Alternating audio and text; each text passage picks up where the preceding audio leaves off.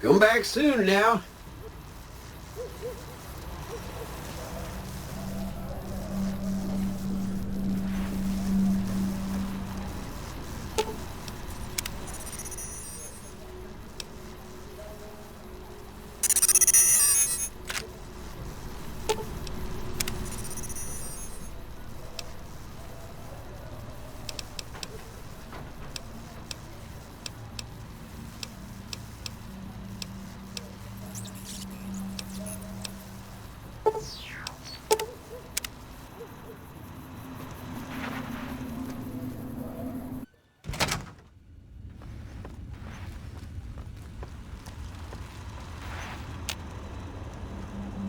Where to, partner?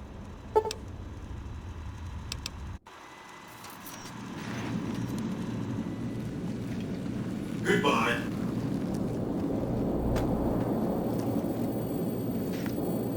So, Benny has been handled, and you've recovered the platinum chip. Let's have it.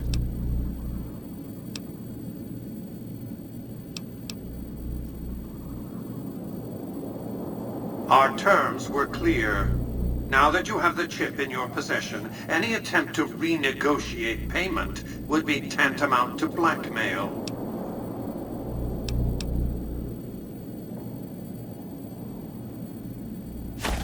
Such a small thing, isn't it? And yet so capacious, so very dear. Decades of hiring salvagers out west to search for this little relic in the ruins of a place called Sunnyvale. Back then, anyway. That's where the chip was printed, on October 22nd, 2077. It was to have been hand-delivered to me here at the Lucky 38 the next day. But the bombs fell first. Suffice it to say, the delivery was never made. A great deal shall be happening, a cascade of events with you taking a central role. At the moment, however, all you need to do is take the elevator all the way down to the bottom level. You'll understand soon enough.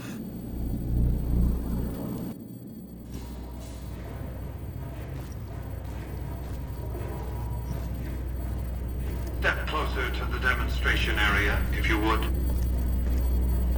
I expect you're well familiar with my Securitrons by now. The titanium alloy housing that protects its electronic core deflects small arms that shrapnel easily enough.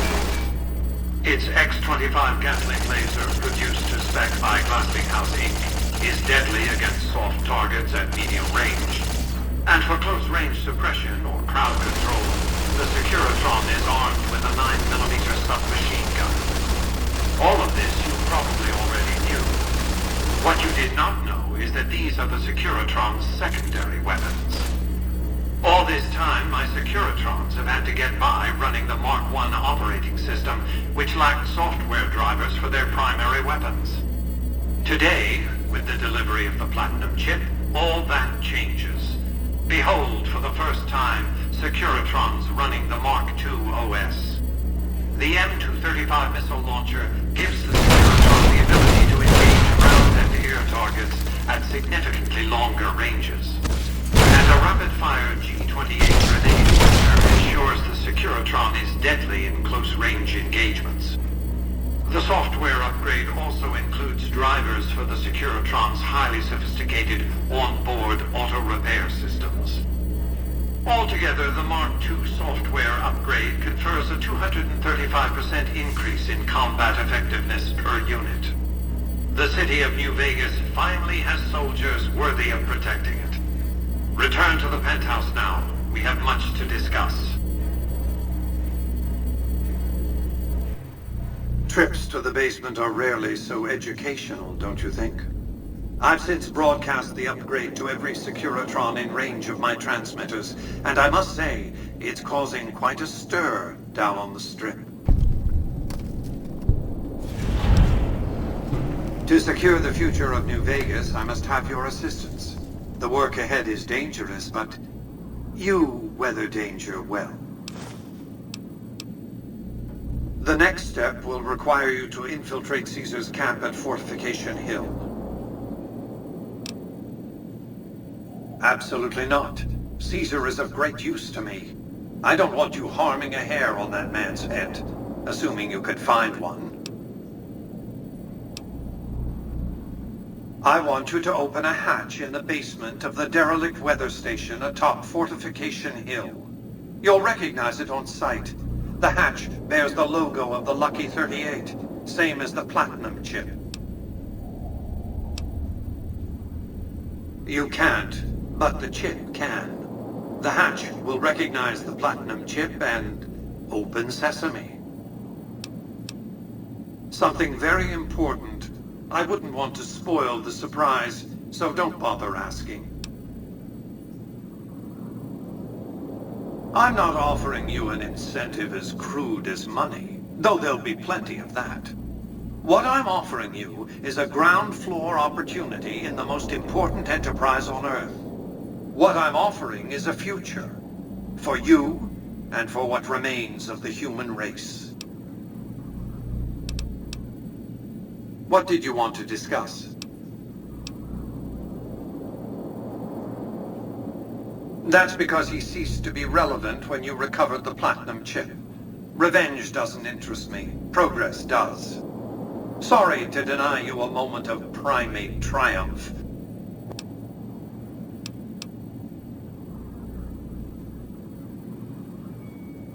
I recommend following the Securitron's instructions. Its programming is strict, and I don't have time to change it. What else did you want to discuss? General Oliver's strategy, or tunnel vision, as I like to call it, has been to mass troops at Hoover Dam. He wants to outfight the Legion in a straightforward slugging match, and then, when they rout, pursue and destroy them in detail. A crushing, decisive victory of this sort would overshadow the tactical ingenuity of Chief Hanlon's defense 4 years ago, you see. A good deal should be obvious to you by now. I won't spoil the rest by talking out of turn. What else? Yes, of course.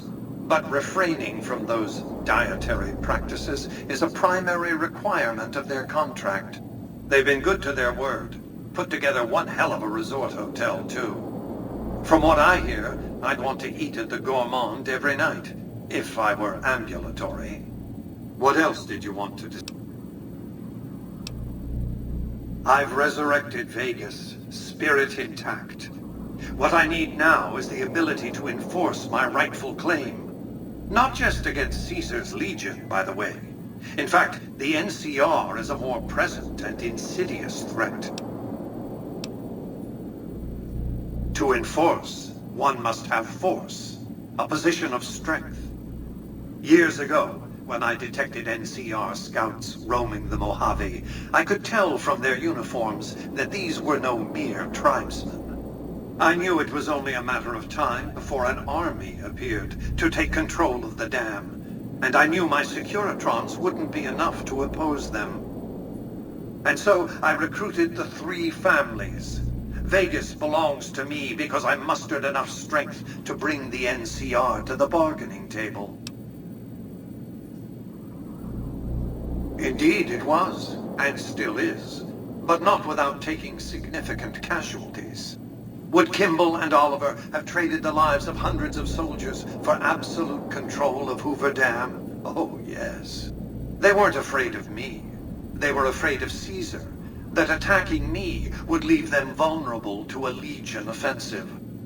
And so they negotiated, not out of the kindness of their hearts, as they try to make it seem, because the calculus of power left no other choice. NCR forces were permitted to occupy Hoover Dam and establish a military base at McCarran Airport. Well, it used to be one. They recognized my sovereignty over the Vegas Strip and agreed to supply electricity and water once their engineers repaired the dam.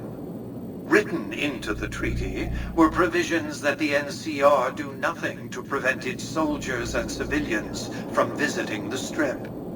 That's how I harnessed the NCR to my endeavor. Their occupation has been the engine of my growing economy. The salient issue is that they will go to war with me if given the chance.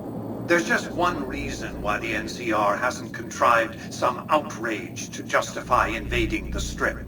Caesar's Legion. The final battle between those two armies is fast approaching. I can't afford to let either side win on their terms.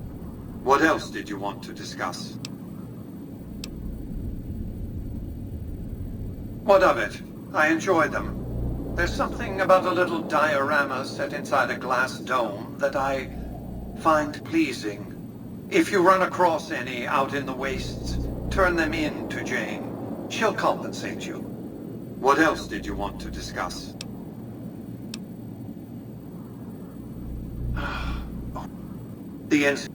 What else did you...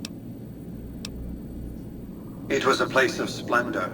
As magnificent as today's Strip may seem, it's but a shadow of the neon paradise that was Las Vegas. I grew up not far from here, and though I traveled the old world extensively, I never found another place like it. By 2065, I deemed it a mathematical certainty that an atomic war would devastate the Earth within 15 years. Every projection I ran confirmed it. I knew I couldn't save the world, nor did I care to, but I could save Vegas, and in the process, perhaps save mankind. I set to work immediately. I thought I had plenty of time to prepare. As it turned out, I was 20 hours short. On the day of the Great War, 77 atomic warheads targeted Las Vegas and its surrounding areas. My networked mainframes were able to predict and force transmit disarm code subsets to 59 warheads, neutralizing them before impact. Laser cannons mounted on the roof of the Lucky 38 destroyed another 9 warheads. The rest got through, though none hit the city itself. A suboptimal performance, admittedly,